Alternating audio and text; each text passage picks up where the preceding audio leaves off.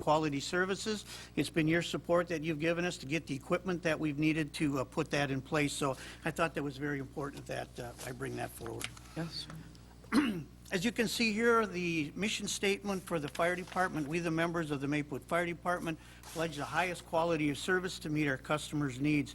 And our customers may not just necessarily be Maplewood residents or everyone who visits and works in our community. We further commit to continue public and employee education, which we think is huge, as well as fire prevention and our emergency response. We provide these services in a safe, professional, and effective manner.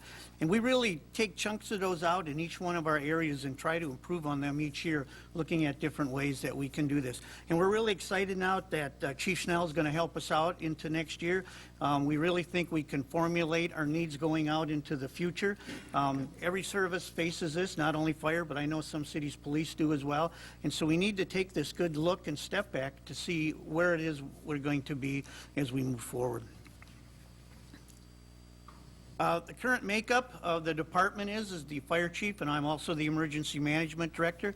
I have two assistant chiefs. One is the assistant chief of operations and also the fire marshal, and the other one is our EMS chief.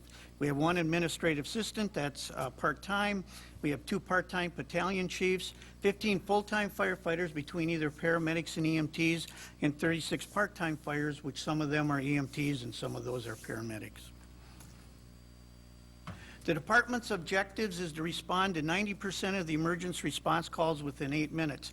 And as you well know, with the shape of our city, even though now that we've reset the Station 1 to be more in that leg, we're still working to get that as high as we can.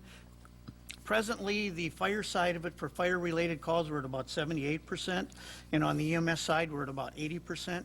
But keeping that in mind is that includes all non-emergency calls where we don't go red lights and siren. It includes all the calls that if we get en route to a call and we get canceled, like our fire calls, we continue to go to those locations. All of those numbers, so there are some very long and short, are all built into that 8 minutes. And so we are looking as to how we can pull them out better with our records management so we can eliminate those types of calls out of there. We did that, and we're well over 85% in both areas. So. Chief, I mean, you actually have lower response times for actual heart attacks, strokes. Right. Because I know that's the, when I'm talking to people, that's the one, if they've had one heart attack or one stroke, right? This year we're going to average about 5 minutes and 32 seconds per call. Okay, thank you. Thank you. Part of our other objectives is to evaluate new services and technique and to improve on our customer service. One of the real big things we did this year is trying to do more with less, is that through Dr. Tangy and our medical director, we're able to give some of our EMTs some other skills that they can utilize. So we added some paramedic skills to what our EMTs are doing.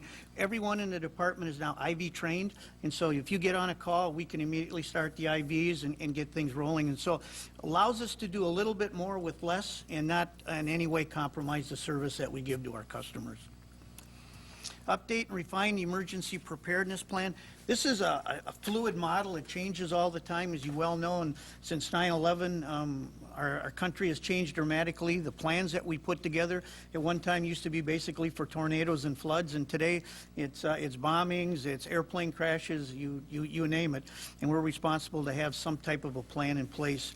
About 5 years ago, our emergency plan went together with the counties, as everyone else did in Ramsey County, and that's been a great asset to us. We can take advantage of one master plan and put our little different unique pieces into that plan that allow us to better utilize it. Yes, ma'am. A question, and then Councilmember Dunan, but what about, you know, one of the big things we hear on the news right now is about the trains.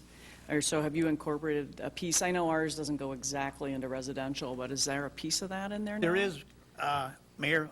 Part of that is with the Ramsey County, and through their plan is one of the areas is that trail that runs through the very west side of, we'll call it the old Parkside area over there off of Rice Street. And you're correct, there aren't that many residential. However, there are still some, and the distance that they have to go through our area is not that great, but we are a part of the ongoing training. We've just sent some people to that as well, and we're continuing to build that into our plan. Unfortunately, it's going to be one of those spikes that it's just going to happen so quickly. And so, but we are planned with mitigation. We know what we would do for spill recovery and those types of things. So we continue to refine those as we move forward. With all that, you know, all that bulk and oil